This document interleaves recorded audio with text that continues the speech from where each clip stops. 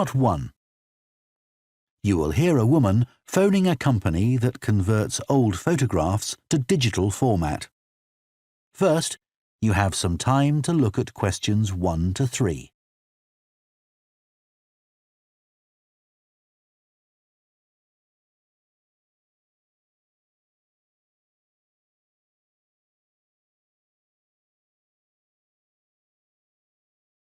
Now listen carefully and answer questions 1 to 3.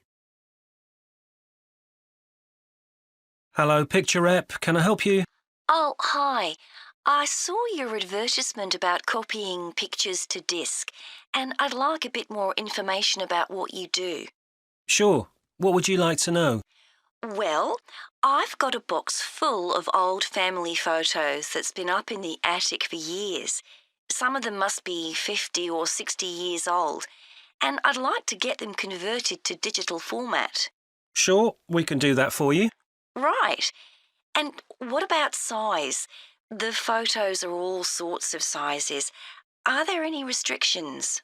Well, the maximum size of photo we can do with our normal service is 30 centimetres, and each picture must be at least 4 centimetres. That's the minimum we can cope with. Well, that should be fine. And some of them are in a frame. Should I take them out before I send them? Yes, please. We can't copy them otherwise.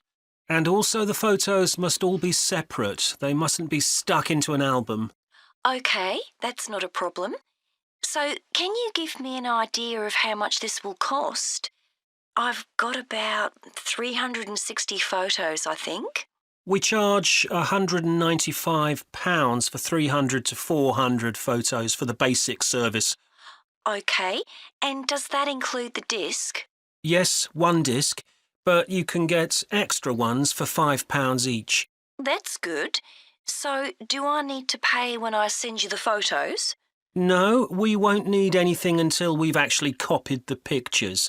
Then we'll let you know how much it is, and once we've received the payments, we'll send the parcel off to you. Right.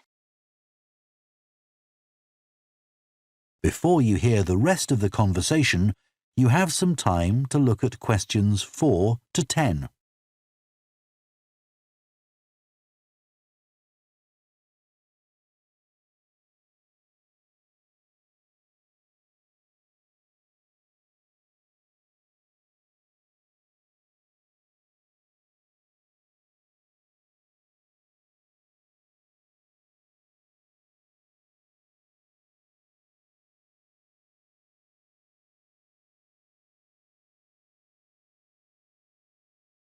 Now listen and answer questions 4 to 10.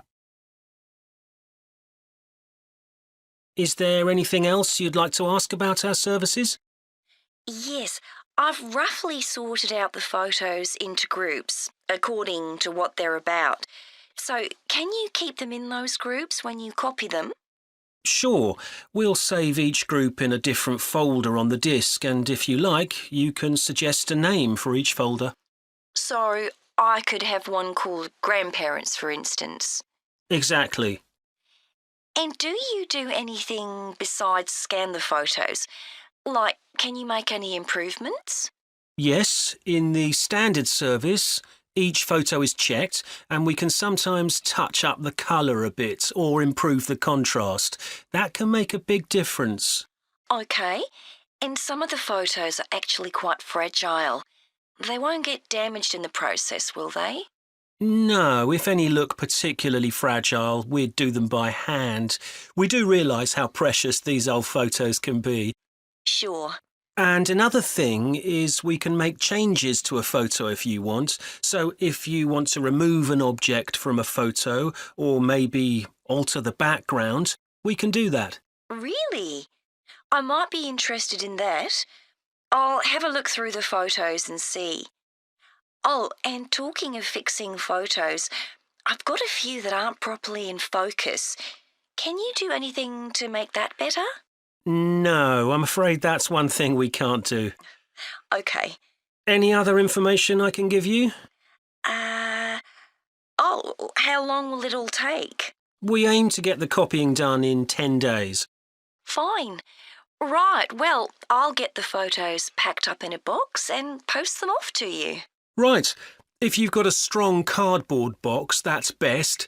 We've found that plastic ones sometimes break in the post. OK. Right, thanks for your help. Bye. Bye.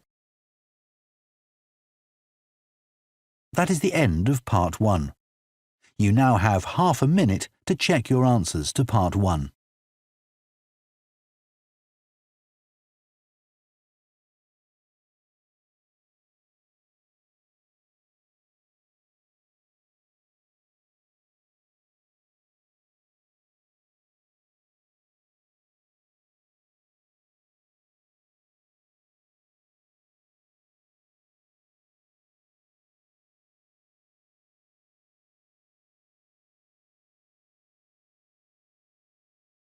Part 2. You will hear a head teacher talking to parents of pupils about changes at the school. First, you have some time to look at questions 11 to 15.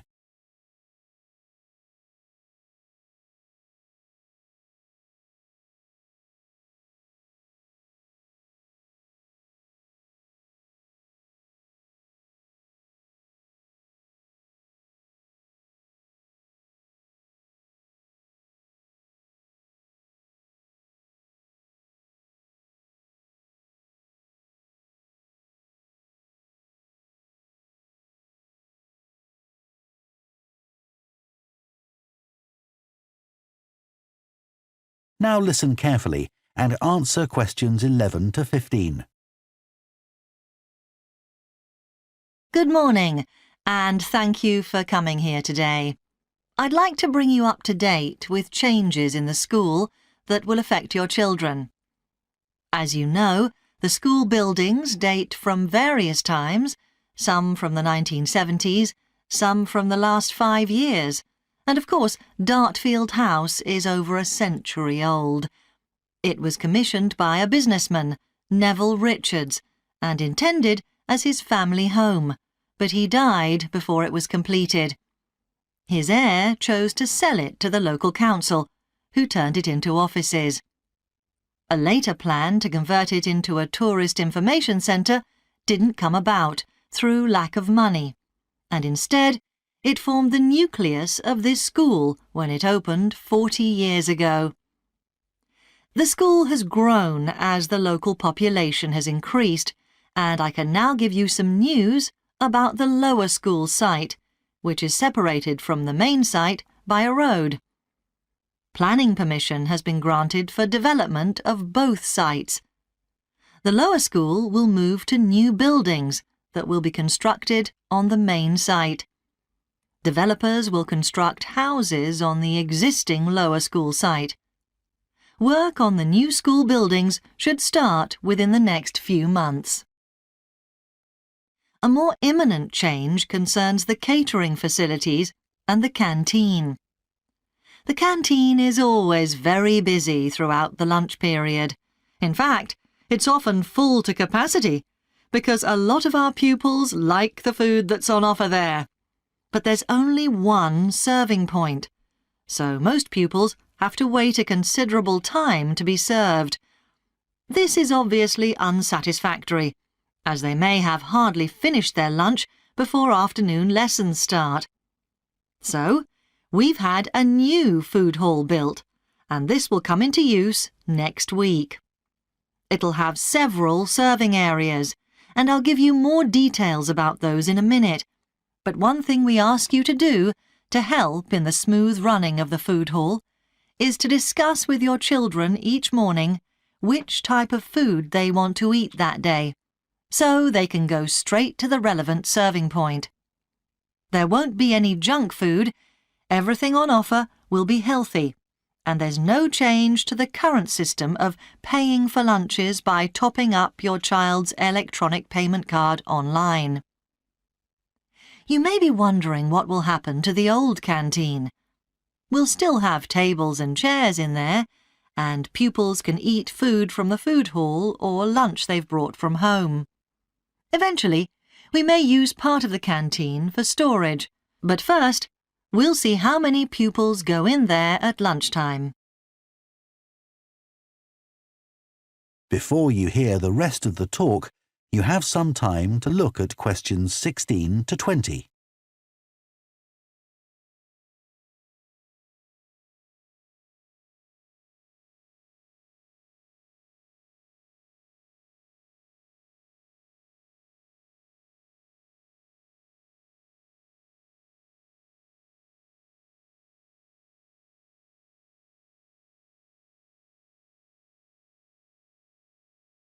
Now listen and answer questions 16 to 20. OK, back to the serving points in the food hall, which will all have side dishes, desserts and drinks on sale, as well as main courses. One serving point we call World Adventures. This will serve a different country's cuisine each day. Maybe Chinese one day and Lebanese the next. The menus will be planned for a week at a time, so pupils will know what's going to be available the whole of that week. Street life is also international, with food from 3 particular cultures. We'll ask pupils to make suggestions, so perhaps sometimes there'll be food from Thailand, Ethiopia and Mexico, and then one of them will be replaced by Jamaican food for a week or 2. The Speedy Italian serving point will cater particularly for the many pupils who don't eat meat or fish.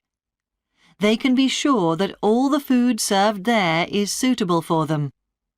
There'll be plenty of variety, so they shouldn't get bored with the food. OK, that's all on the new food hall. Now, after-school lessons. These are very popular with pupils, particularly swimming. In fact, there's a waiting list for lessons. Cycling is another favourite, and I'm delighted that dozens of pupils make use of the chance to learn to ride in off-road conditions. It means that more and more cycle to and from school every day. As you know, we have a well-equipped performance centre, and we're going to start drama classes in there too.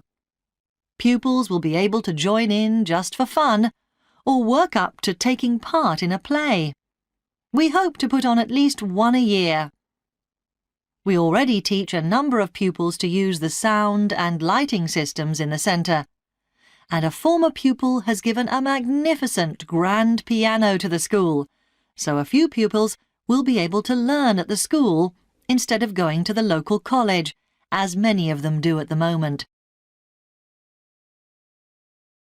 That is the end of Part 2. You now have half a minute to check your answers to Part 2.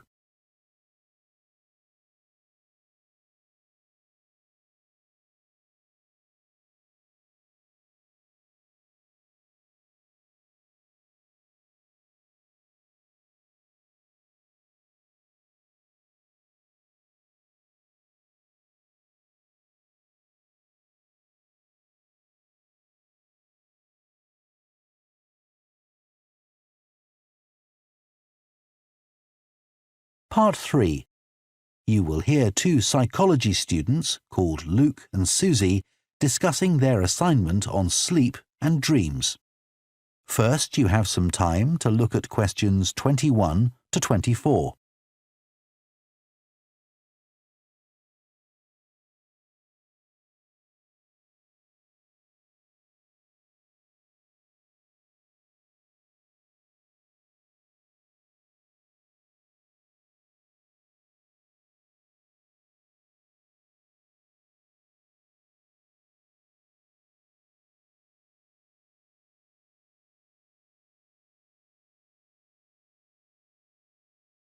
Now listen carefully and answer questions 21 to 24. So, Luke, for our next psychology assignment, we have to do something on sleep and dreams. Right. I've just read an article suggesting why we tend to forget most of our dreams soon after we wake up. I mean, most of my dreams aren't that interesting anyway. But what it said was that if we remembered everything, we might get mixed up about what actually happened and what we dreamed. So it's a sort of protection. I hadn't heard that idea before. I'd always assumed that it was just that we didn't have room in our memories for all that stuff. Me too. What do you think about the idea that our dreams may predict the future? It's a belief that you get all over the world. Yeah, lots of people have a story of it happening to them. But the explanation I've read is that for each dream that comes true, we have thousands that don't, but we don't notice those. We don't even remember them. We just remember the ones where something in the real world, like a view or an action, happens to trigger a dream memory. Right. So it's just a coincidence, really. Something else I read about is what they call segmented sleeping. That's a theory that hundreds of years ago, people used to get up in the middle of the night and have a chat or something to eat, then go back to bed. So I tried it myself. Why? Well, it's meant to make you more creative. I don't know why, but I gave it up after a week. It just didn't fit in with my lifestyle. But most preschool children have a short sleep in the day, don't they? There was an experiment some students did here last term to see at what age kids should stop having naps, but they didn't really find an answer. They spent a lot of time working out the most appropriate methodology, but the results didn't seem to show any obvious patterns. Right. Anyway, let's think about our assignment. Last time I had problems with the final stage, where we had to describe and justify how successful we thought we'd been. I struggled a bit with the action plan too. I was okay with the planning, but I got marked down for the self-assessment as well.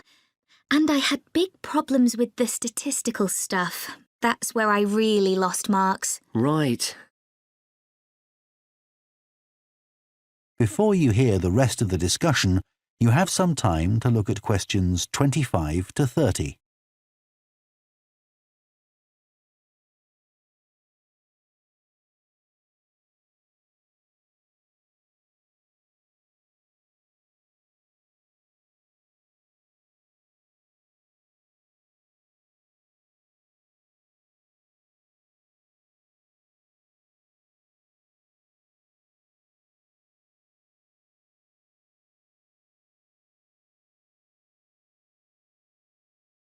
Now listen and answer questions 25 to 30.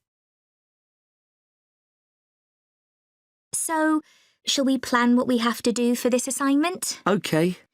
First, we have to decide on our research question. So, how about, is there a relationship between hours of sleep and number of dreams? Okay. Then we need to think about who we'll do the study on. About 12 people? Right. And shall we use other psychology students? Let's use people from a different department. What about history? Yes, they might have interesting dreams. Or literature students. I don't really know any. OK, forget that idea. Then we have to think about our methodology. So we could use observation, but that doesn't seem appropriate. No. It needs to be self-reporting, I think.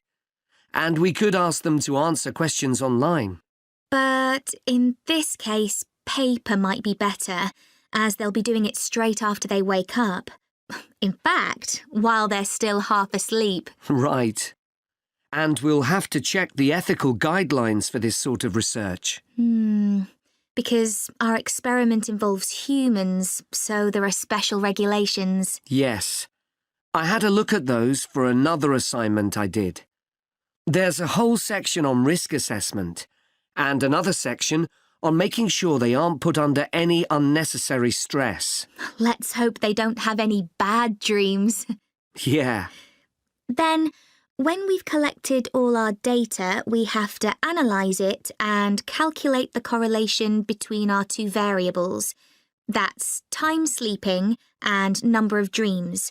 And then present our results visually in a graph. Right, and the final thing is to think about our research and evaluate it. So that seems quite straightforward. Yeah. So now let's get started. That is the end of Part 3. You now have half a minute to check your answers to Part 3.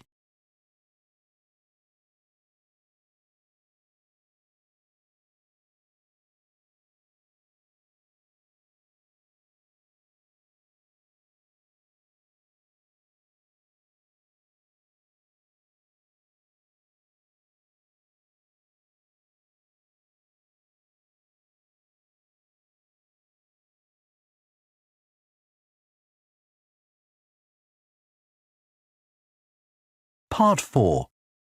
You will hear a sports science student giving a presentation on the health benefits of dance. First, you have some time to look at questions 31 to 40.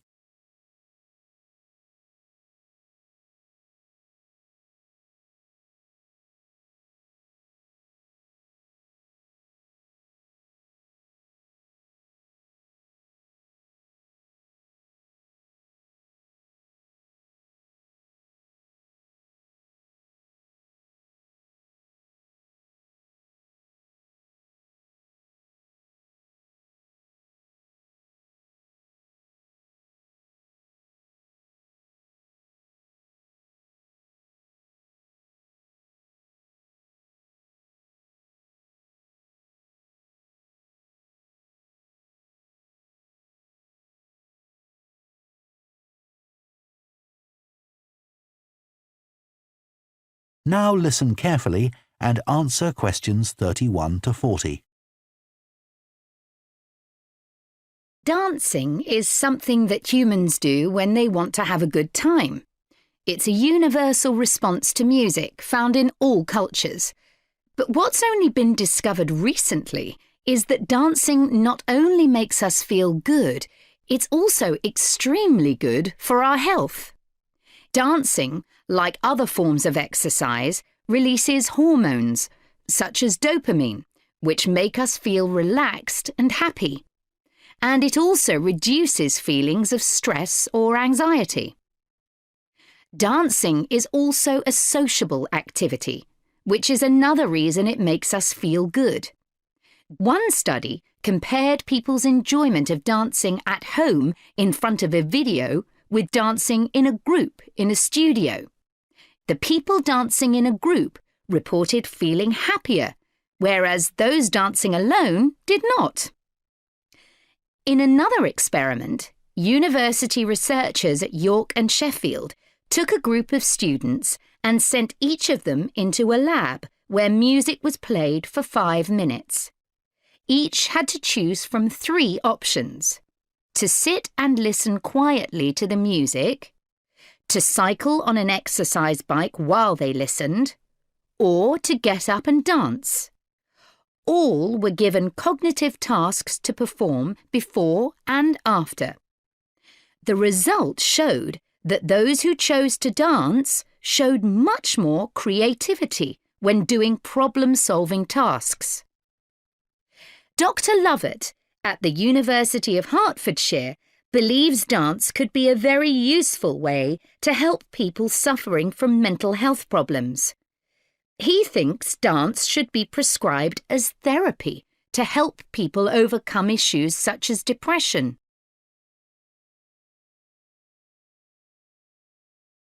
It's well established that dance is a good way of encouraging adolescent girls to take exercise.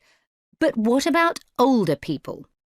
Studies have shown that there are enormous benefits for people in their 60s and beyond. One of the great things about dance is that there are no barriers to participation. Anyone can have a go, even those whose standard of fitness is quite low. Dance can be especially beneficial for older adults who can't run or do more intense workouts, or for those who don't want to. One 2015 study found that even a gentle dance workout helps to promote a healthy heart.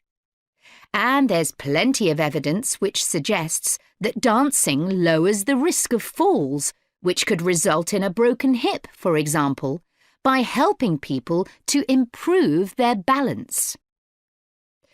There are some less obvious benefits of dance for older people too. One thing I hadn't realised before researching this topic was that dance isn't just a physical challenge. It also requires a lot of concentration, because you need to remember different steps and routines. For older people, this kind of activity is especially important because it forces their brain to process things more quickly and to retain more information. Current research also shows that dance promotes a general sense of well-being in older participants, which can last up to a week after a class. Participants report feeling less tired and having greater motivation to be more active and do daily activities such as gardening or walking to the shops or a park. Ballroom or country dancing, both popular with older people, have to be done in groups. They require collaboration and often involve touching a dance partner, all of which encourages interaction on the dance floor. This helps to develop new relationships and can reduce older people's sense of isolation, which is a huge problem in many countries. I also looked at the benefits of Zumba. 15 million people in 180 countries now regularly take a Zumba class, an aerobic workout based on Latin American dance moves. John Porcari, a professor of exercise and sports science at the University of Wisconsin, analysed a group of women who were Zumba regulars and found that a class lasting 40 minutes burns about 370 calories. This is similar to moderately intense exercises like step aerobics or kickboxing. A study in the American Journal of Health Behaviour showed that when women with obesity did Zumba 3 times a week for 16 weeks, they lost an average of 1.2 kilos and lowered their percentage of body fat by 1%. More importantly, the women enjoyed the class so much that they made it a habit and continued to attend classes at least once a week. Very unusual for an aerobic exercise program. Dance is never going to compete with high-intensity workouts when it comes to physical fitness gains, but its popularity is likely to keep on rising because it's such a fun way to keep fit. That is the end of Part 4. You now have 1 minute to check your answers to Part 4.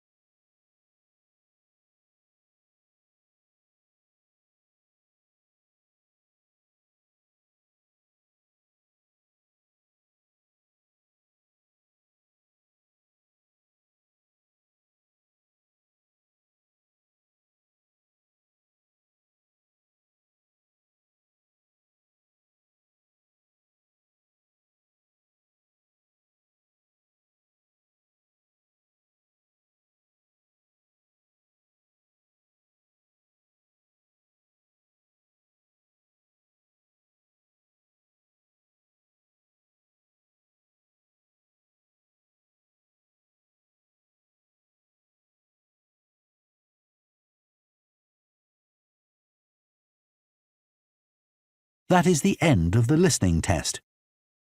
In the IELTS test, you would now have 10 minutes to transfer your answers to the answer sheet.